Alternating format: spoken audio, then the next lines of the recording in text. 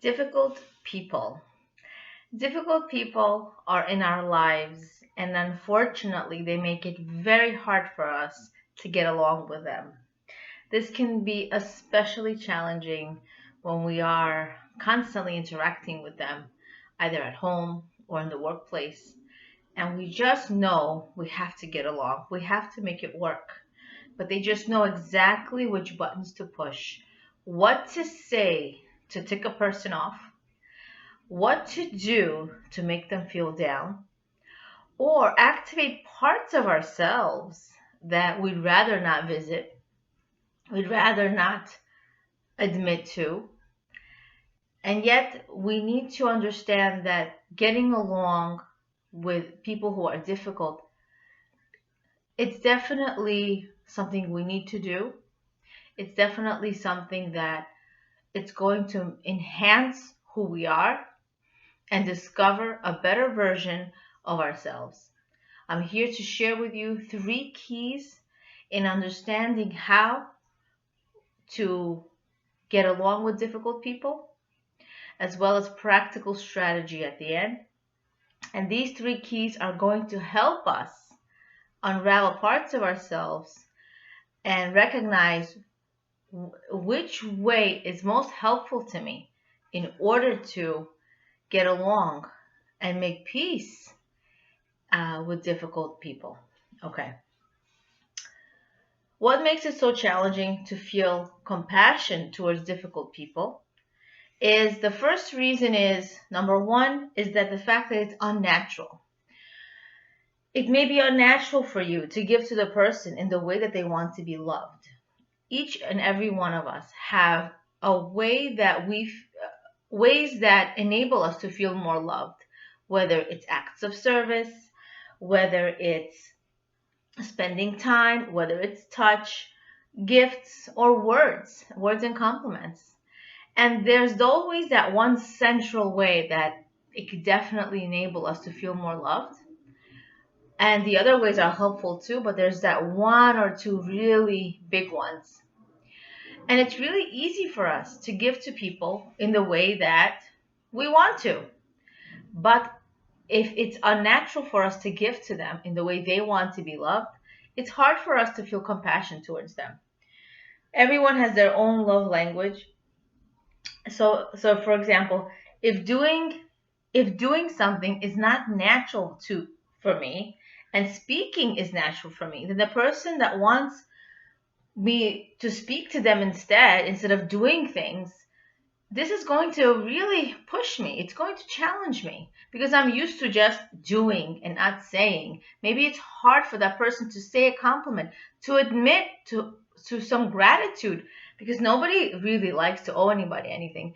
And maybe that part of me is unraveled because if I'm thanking someone, I'm speaking and I'm complimenting that person, it makes me feel that I need that person. It makes me feel that I can't be totally independent.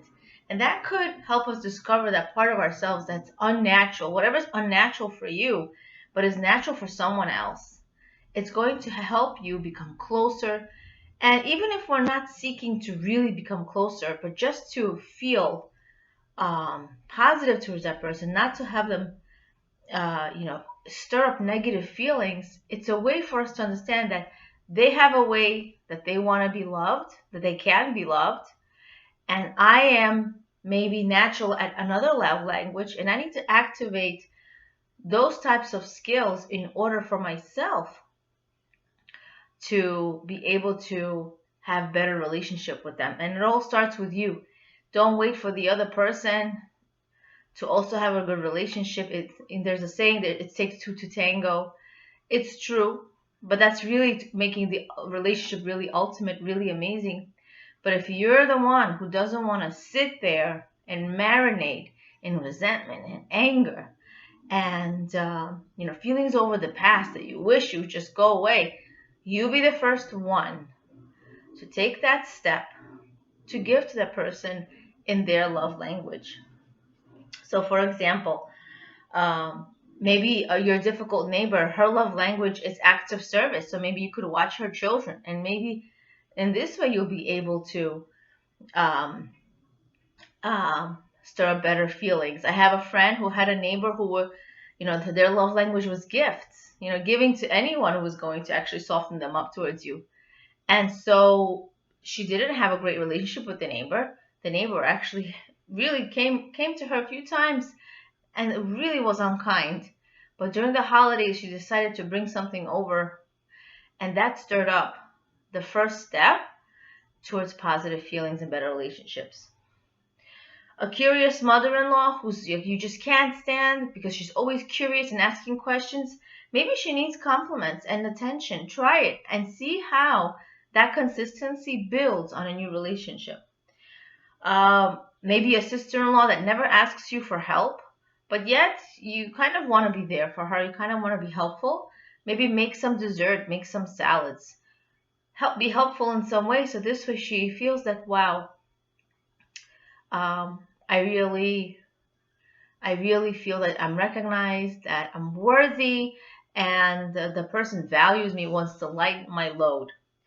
Okay, and children love gifts. Now, maybe this is not your child's love language, but most children love gifts. And giving them a gift, a chocolate bar, something small, and just writing a note and saying, this is just because I love you, not because you behaved well, just because I love you, can definitely stir up more positive feelings as well. Number two is undeserving.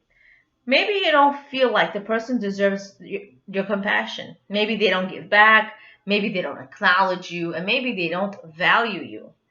Hani Juravel heard a tape shiur from Rabbi Shimshon Pincus, where he asks, why is it the most phenomenal creation? We are the most phenomenal creation of Hashem. Human beings are born in a way that is so least impressive that when you compare us with the rest of other creations, it's just so different, right? We are so unimpressive. A fowl, soon after it's born, gets up and follows mama duck into the pond, and the baby dolphins swim after their mommy so gracefully, very soon after it's born.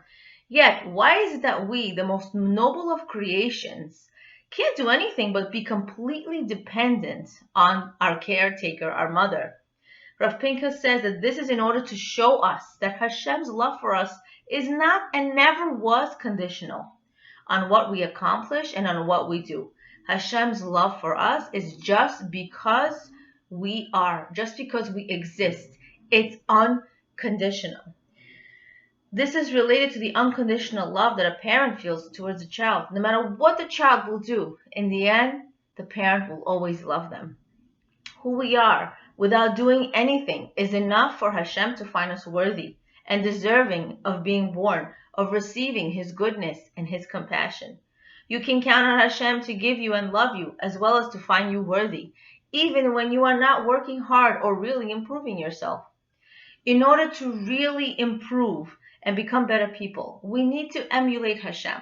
We have a mitzvah to emulate Hashem, to copy His ways, to try to live mirroring Him and His ways through compassion and being giving people. Just because they need us, these difficult people, they need us, we're there. Not because we want to or it makes us feel good. We are called human beings and not human doings. Meaning, I don't love you because you do something for me. I love you because you are. And even if it's hard for us to love someone because they're difficult, at least asking Hashem to help us. Please enable me to have more positive feelings toward this person, to be able to tolerate this person and look at them with compassion. Knowing that you are loved, that you take space in this world, knowing that there is a reason Hashem entrusted you with life, makes you want to make Hashem happy. It makes you want to make Him proud of His investment. Hashem invested in you. Hashem invested in me. We want to make Him proud. We take up space and time in this world. So don't wait for the other person to initiate, and give to the other person even without them giving back. Because yes, you may feel like, oh, I gave because, I'm the better one. Not that life is a competition. You gave your time, your help, your energy, and the person isn't giving back. Well, that person needs to deal with their own pain in life, their own situations, whatever they need to deal with, their inner workings. But at least you are giving because Hashem enabled you to give. He gave you your health. He gave you time. He gave you energy. He gave you your mental health and ability to really make this wise decision. You didn't do it just on your own. Hashem put the right thoughts because you wanted to make this happen, and He enabled you to make things happen. Remember, we're in this world, we don't do anything. We will, we want, we try, but in the end, the outcome is only Hashem's.